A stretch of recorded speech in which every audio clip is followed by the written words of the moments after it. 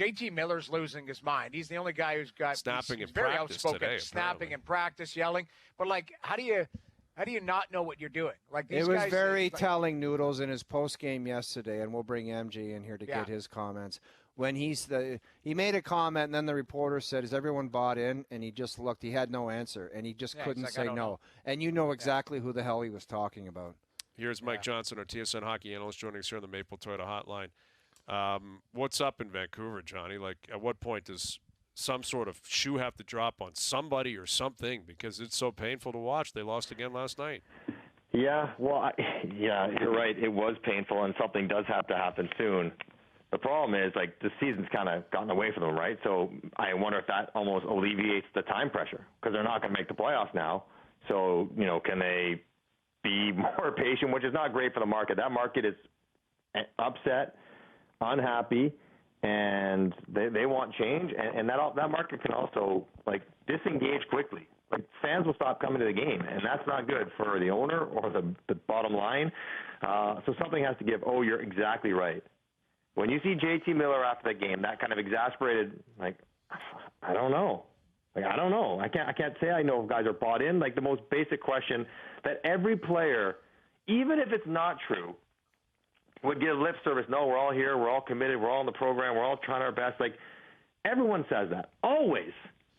And you don't have to be a rocket scientist, Mike, to figure out who he's talking about. He's like, I'm watching these guys, and they're just not committed, and it's making me sick. That's basically what he was explaining to everybody.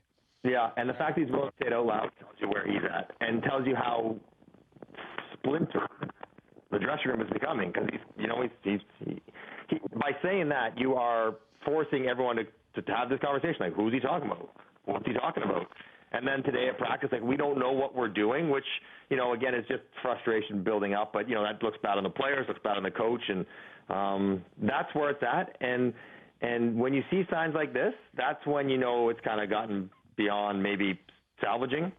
They're not in the right place to work out of it, and that means changes. That means trade, coach, GM, whatever.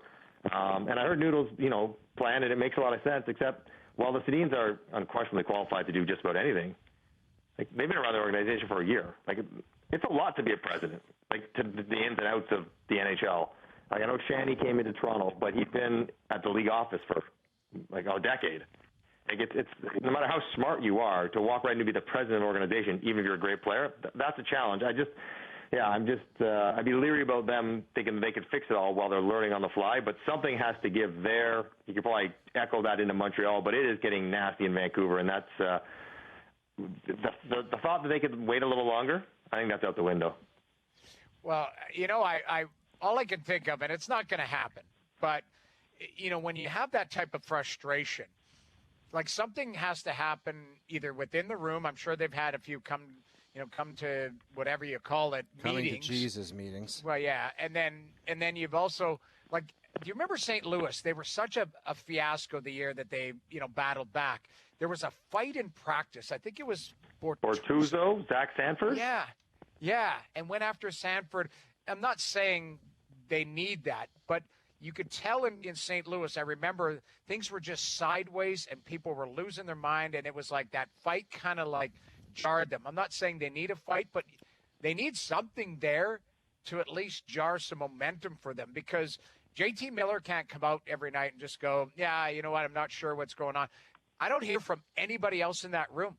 Have you ever? Is anybody else in that room quotable? Like, does Quinn Hughes even speak? Like, have you heard him being interviewed once? Yeah, you never hear him.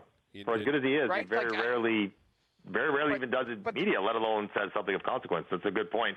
But I mean, you think about St. Louis and that fight, you're right, which is probably exasperated and kind of maybe just snap out of it. But it was really Craig Berube who went in there and snapped them out of it. Because that team before the previous coach, and we love Trav, and I don't want Greeny to not have a job. I think he's a good coach, but that team in St. Louis was running the coach, and Craig Berube came in and said, "Nope, that's not how this is happening." And that's, to me, more so than a fight. Like, that's how they were shocked back into reality when Craig Berube forced them into reality. And I don't know how they think about what's going on out there, but it doesn't seem like they're responding to anything whether it's the coach, Right. whether it's the pressure, whether it's to the internal strife. They're all just kind of just going out there and not figuring it out, not finding a solution. I don't want to say it's about effort. I'm always hesitant to ever say it. Like, I think everyone shows up at a game thinking, I'm going to try. Everyone's going to try their hardest, but it's not happening right now in Vancouver, and something's got to give.